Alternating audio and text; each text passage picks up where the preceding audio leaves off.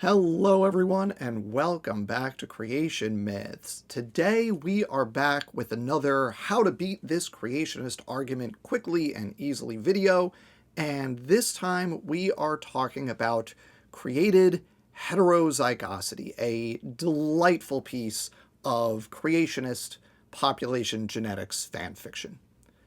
The idea here is that even creationists understand that their model, if you can call what they have a model, which you really can't, but not for today, in their model, they have some problems in terms of being compatible with what we can directly see in the world when it comes to existing biodiversity, particularly the amount of genetic diversity that exists within each species. Basically, you have too much diversity to explain easily as the result of the processes that we observe today operating on lineages that are descended from two individuals 4,500 years ago getting off the ark, right? So the problem is that according to young Earth creationists, everything that exists today goes back to an original pair that got off the ark, and that occurred about 4,500 years ago. That means you don't have very much time to accumulate all the genetic variation that currently exists.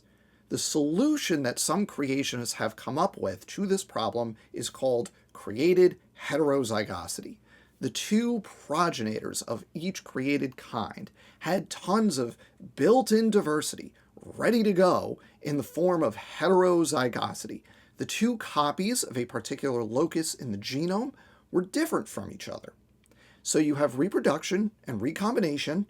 Those differences can segregate, which is to say separate, into different offspring, and that results in distinct traits in the descendant lineages.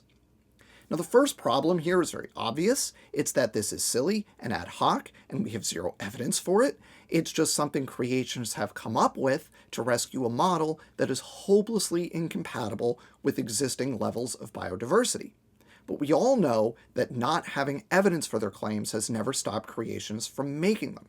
So when you encounter a creationist making the created heterozygosity argument, you can and should point that out, but that's not going to do the job you need to do. So here's the problem that you can use to sink this one: recombination rates. Now, to make this work, we need to understand just a little bit of the underlying biology. So during the process of meiosis, which is how you go from a diploid adult to make haploid gametes, reproductive cells. The germline cells go through this process called meiosis. In one step in that process, two matching chromosomes, one from each parent, line up with each other and swap parts. Those two chromosomes, like chromosome number 5 from mom and chromosome number 5 from dad, those are called homologous chromosomes. They line up and they basically form the structure called the tetrad, and they swap pieces. And that's called crossing over, right? Or you also hear the term homologous recombination is a more technical term for that process. This is how sexually reproducing organisms generate a ton of genetic variation. Instead of having all of your mom's genes inherited together or all of your dad's genes inherited together in your offspring, your kids can each inherit a mix of your mom's and your dad's genes thanks to their chromosomes crossing over.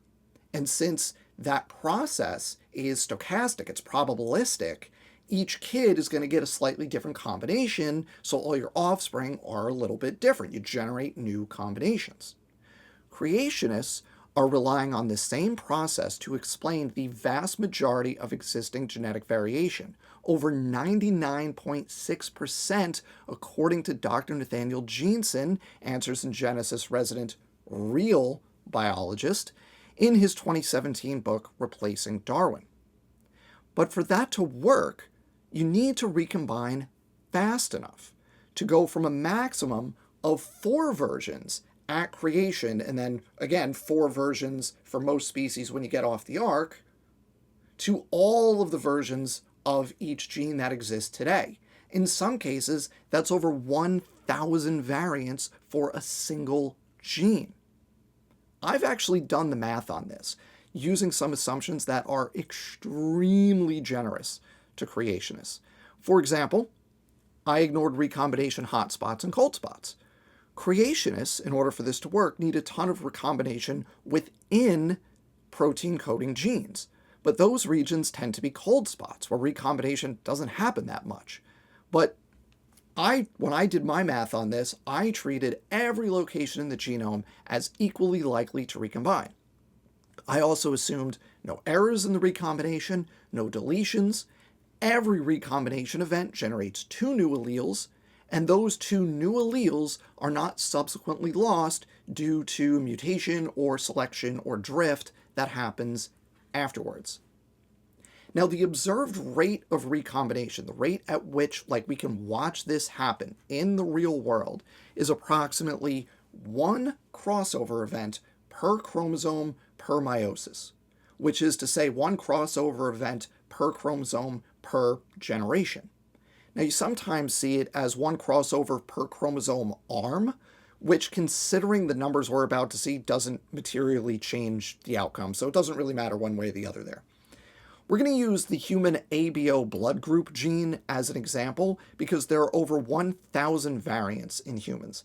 So if we're generous in terms of our assumptions to creationists, we can say that to start with 2 and generate 1,000, that requires about 500 crossover events. Let's just say you need exactly 500 events. That gene, the ABO blood group gene, is located on human chromosome 9, and it makes up approximately 1/5,600th of the chromosome, right? So it is 1/5,600th of the length of that chromosome. And while genes are recombination cold spots, you can be generous and say we're assuming an equal likelihood of recombination anywhere on the chromosome. Whatever, that's fine.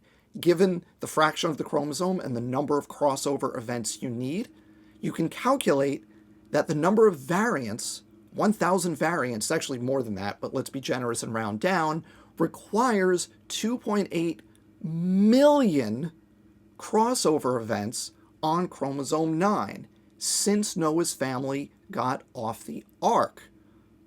That would have been about 4,500 years ago. So if we take the creationist mechanism here at face value, we would need over 600 recombination events per year, every year, in a species with a 20-year generation time, starting with a population of 8 to generate the existing variation in that one single gene that exists today.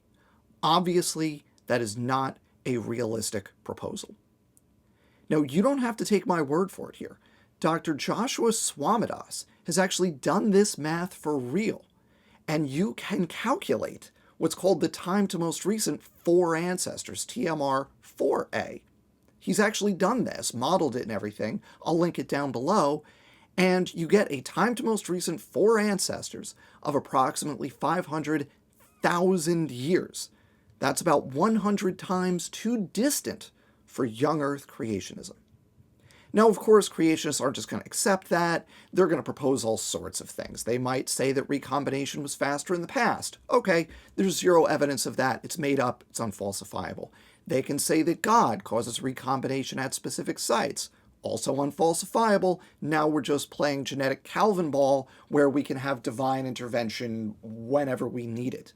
They can also say that specific sites were designed to recombine or some nonsense, and then they were magically protected from mutation and further recombination after they did it correctly. That is obviously just an ad hoc proposal, it's unfalsifiable, and it's contrary to our observations. Currently, exons, the protein-coding parts of genes in the genome, the regions that need the fastest recombination, those are the coldest cold spots for recombination in the genome. So the number I presented in terms of how many recombination events you need every year, that number is actually 10 to 100 times larger if you model these processes realistically according to what we directly observe in the world today. So you can throw that at creationists when they try to respond with any of these unfalsifiable proposals. So that is how you beat created heterozygosity. You point out that the recombination rates required, even granting a bunch of unrealistic assumptions, are several orders of magnitude faster than observed rates. And you would need to either invoke unfalsifiable divine intervention or start the process 500,000 years ago to get the diversity we observe today. And since this is a young Earth creationist argument, that second one isn't going to fly. Thanks for watching. Please remember before you leave to hit the like button, leave a comment, share this video, subscribe if you're not subscribed, and to get immediate access to videos like this, become a channel member. Thank you again, and don't get fooled.